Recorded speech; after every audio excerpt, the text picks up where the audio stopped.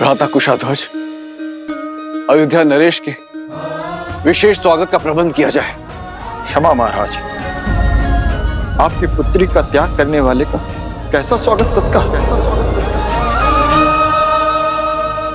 सीता ने मुझे एक पत्र लिखा था जिसमें उसने स्पष्ट रूप से अयोध्यापति को निर्दोष कहा था, क्योंकि तब वो अयोध्या में थी। उस पत्र का कोई मूल नहीं महाराज। मूल है तो हमारे दुख का, जो सीता के विरह के कारण हमें मिला है।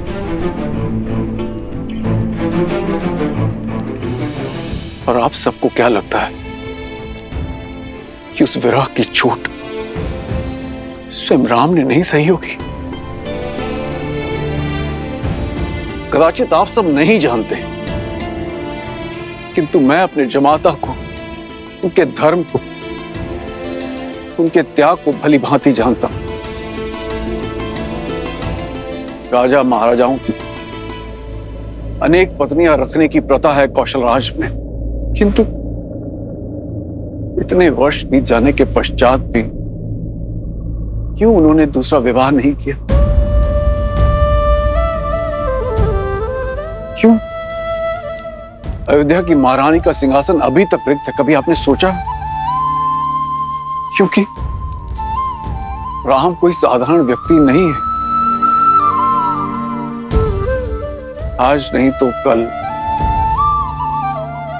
उनके इस निर्णय का कारण भी हम सब जान जाएंगे,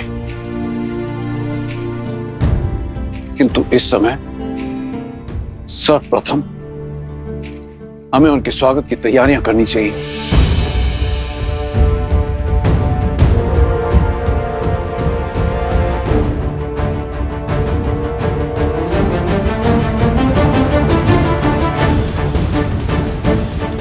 ये हमारा आदेश है।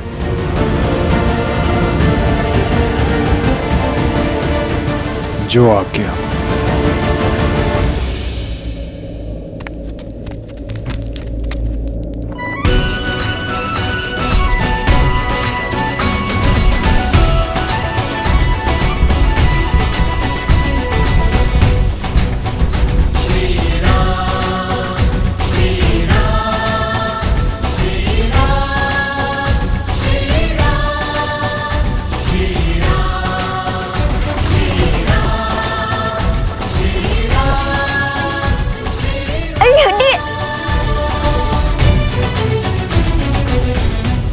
भैया, रथ में तो कोई नहीं है।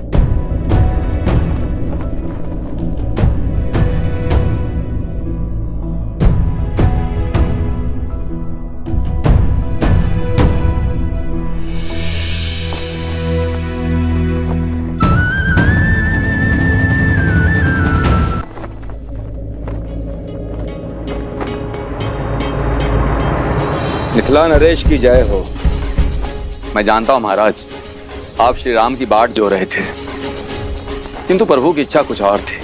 वो शीघ्र ही यहाँ उपस्थित होंगे, किंतु अन्य मार्ग से। अरे वो देखो, महाराज जनक, श्री राम अवश्य ही उनके साथ होंगे।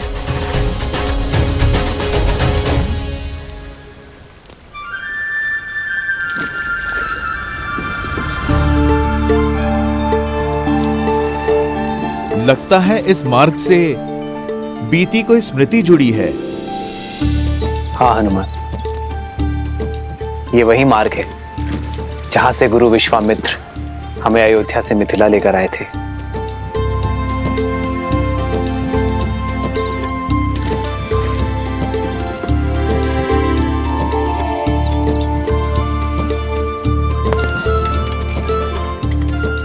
हनुमान, ये मिथिला का पिछला भाग है। सदा धीर रहने वाले प्रभु तनिक अधीर लगते हैं। हो भी क्यों ना, कहीं जाकर किसी को धन्यवाद जो कहना है। यदि प्रवेश द्वार से आते तो नियम और स्वागत के बंधन विलंब कर देते हैं।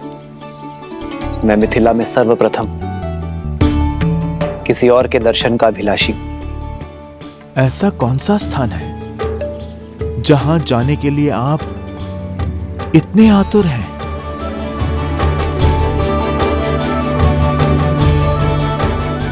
आओ हनुमान।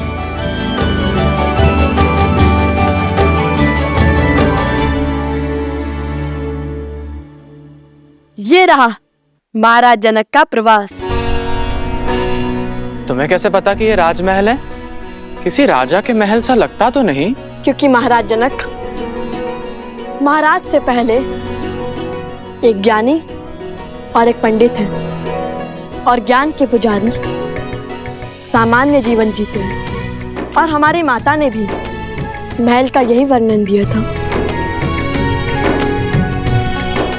लव और कुश को मिथिला ले जाओ। सारी मिथिला के सामने कहना कि वन देवी ही सीता है।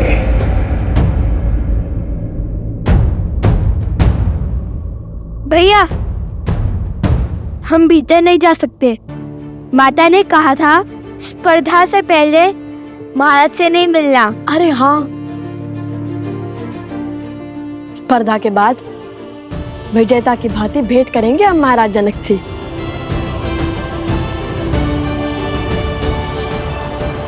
चलिए।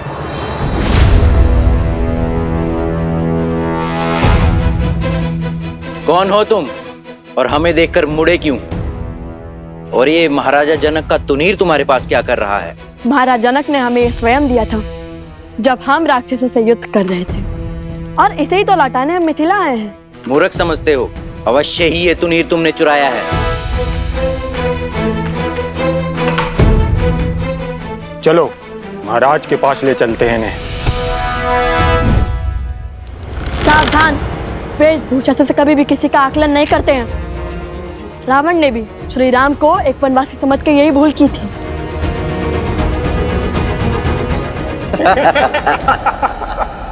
भैया, माता का आदेश भूल गए? अब तुम्हें ज्ञात होगा कि माटी में स्नान किसे कहते हैं।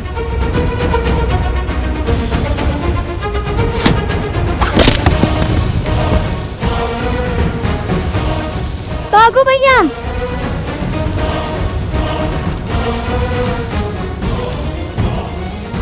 पकड़ो उन्हें।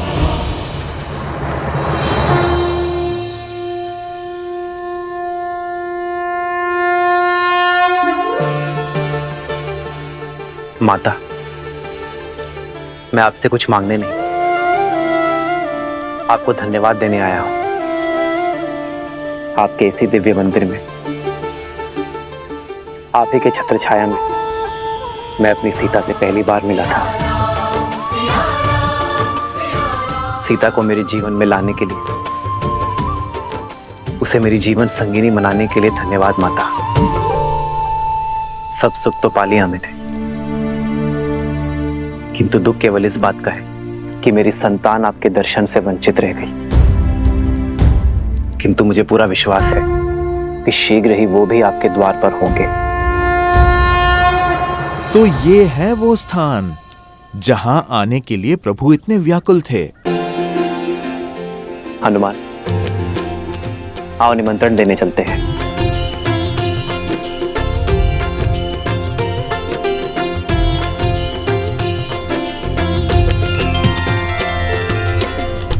भैया,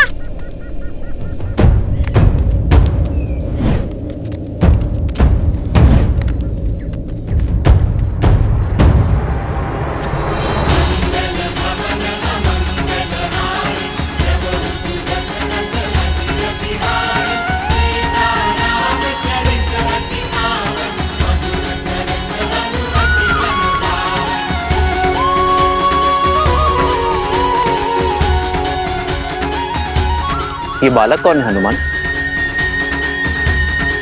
होंगे मिथिला के बालक प्रभु, पर आप देखिए कितने तेज हैं।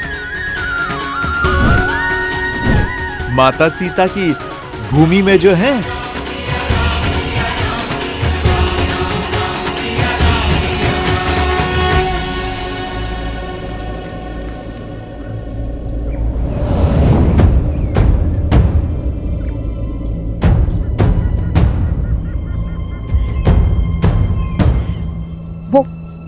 वो छिद्र बहुत ही छोटा है, हम उसके भीतर जाते हैं, वहां से अनेक प्रवेश नहीं कर सकते। चलो। कुछ जल्दी आओ। आजा। उनमें से एक वो रहा तुनीर चोर, पकड़ो उसे।